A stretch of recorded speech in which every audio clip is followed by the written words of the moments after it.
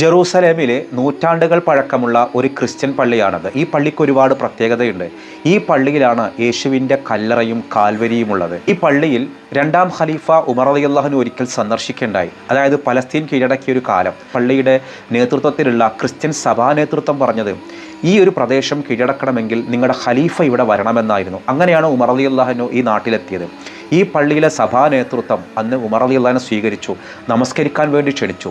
പള്ളിക്കുള്ളിൽ നമസ്കരിക്കാൻ കഴിയുമായിരുന്നിട്ട് കൂടി ഉമർ റളിയല്ലാഹു അൻഹുവിൻ്റെ മറുപടി, ഞാൻ ഈ പള്ളിയിൽ നമസ്കരിക്കുന്നില്ല. നാളെ ഒരു കാലത്ത് മുസ്ലിം വിശ്വാസികൾ ഇത് ഉമർ നമസ്കരിച്ച സ്ഥലമാണെന്ന് പറഞ്ഞ് അവകാശവാദം ഉന്നയിച്ചാലോ, അതുകൊണ്ട് ഞാൻ തൊട്ടപ്പുറത്ത് മാറി നമസ്കരിക്കാമെന്ന് പറഞ്ഞ് ഈ പള്ളിയുള്ള ആദരവ് കൊണ്ട് നമസ്കരിക്കാതെ മാറി നിന്നു എന്നാണ് ചരിത്രം. അതുകൊണ്ട് തന്നെ ഈ പള്ളിയിലെ സഭാ നേതൃത്വം ഉമർ റളിയല്ലാഹു അൻഹുവിനോട് വല്ലാത്തൊരു സ്നേഹവും ആദരവുമായിരുന്നു. ഈ പള്ളിയിലാണ് യേശുവിൻ്റെ കല്ലറയുള്ളത്.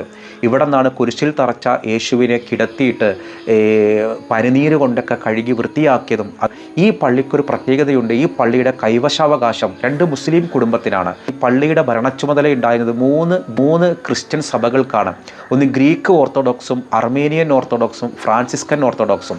ഉമർ റളിയല്ലാഹു അൻഹു ഈ നാട്ടിലേക്ക് വരുമ്പോൾ ഈ 3 ക്രിസ്ത്യൻ സഭകളും തമ്മിൽ വഴക്കായിരുന്നു പള്ളിയുടെ അവകാശത്തെ ചൊല്ലി.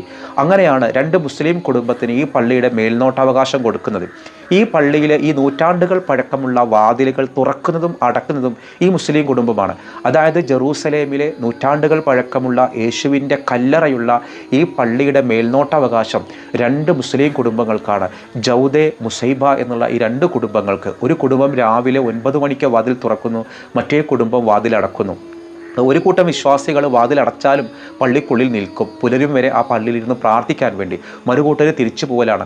ലോകത്തൊരു പക്ഷേ ഇതുപോലൊരു ചരിത്ര സ്മാരകം ഇത്ര സുന്ദരമായി മതമൈത്രിയിലൂടെ സംരക്ഷിച്ചു പോരുന്ന സംഭവം വേറെ ഉണ്ടാവില്ല. ഈ വാതിലിന് തന്നെ 1400 വർഷത്തെ പഴക്കമുണ്ട്. ഇതിൻ്റെ പൂട്ടിന് 800 വർഷത്തെ പഴക്കമുണ്ട് എന്നുള്ളതാണ്. മുസ്ലിം കുടുംബത്തിൻ്റെ കയ്യിലാണ് പള്ളിയുടെ മേൽനോട്ടാവകാശമെങ്കിലും അവർക്ക് തോന്നിയതുപോലെ തുറക്കാനോ അടക്കാനോ പറ്റില്ല. 3 സഭകളുടെ അച്ഛന്മാരുടെയും സാന്നിധ്യത്തിൽ മുസ്ലിം കുടുംബത്തിൻ്റെ ഒരു സ്വാഭാവികമായ മേൽനോട്ട അവകാശം മാത്രമാണ് ഈ പള്ളിക്കുള്ളത്. 3 സഭകളുടെ അച്ഛന്മാരും ഉണ്ടെങ്കിൽ മാത്രമേ തുറക്കാൻ കഴിയുള്ളൂ.